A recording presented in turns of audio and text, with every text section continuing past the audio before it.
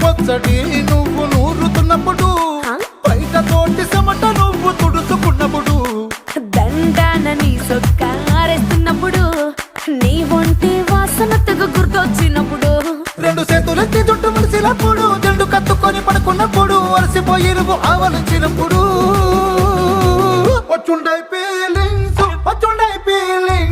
వచ్చి వచ్చి చంపేస్తా